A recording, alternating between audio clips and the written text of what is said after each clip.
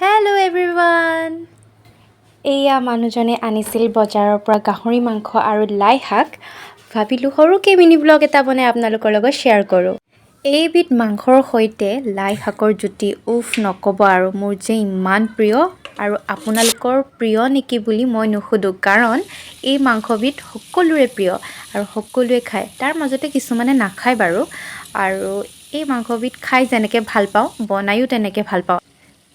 পিঁয়াজ জলকীয়া আৰু আদা নহৰু পেষ্টখিনি এতিয়াহে দিছোঁ আৰু এনেকৈ লাহে লাহে ভাজি থাকিম তাৰ মাজতে এটা কথা কওঁ দেই মোৰ ভিডিঅ'টো অকণমান বেকাতেৰা হ'ব পাৰে কাৰণটো কিয় জানেনে মই এটা হাতত মোবাইল আৰু এটা হাতেৰে মই মাংসখিনি ভাজি আছোঁ আৰু তেনেকৈ ভিডিঅ'টো বনাই আছোঁ শেষত মই ঢাকনা লগাই দিম মাংসখিনি মই আকৌ আজি মাংসটো চিম্পুলকৈ বনাইছোঁ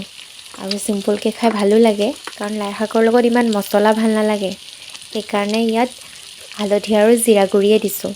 আৰু বেলেগ একো ইয়াত মছলা এড কৰা নাই আৰু সোৱাদ অনুসৰি নিমখটো দিবই লাগিব মই মানে মাংসটো 50% সিজাৰ পাছতেহে বিলাহীটো দিওঁ তাৰ আগত বিলাহীটো নিদিওঁ কিছুমানে বিলাহীটো আগতো দিয়ে বাৰু মইহে পিছত দিওঁ আৰু এইফালে চাওক মাংসৰ কালাৰ আৰু গোন্ধও বহুত বেছি ধুনীয়া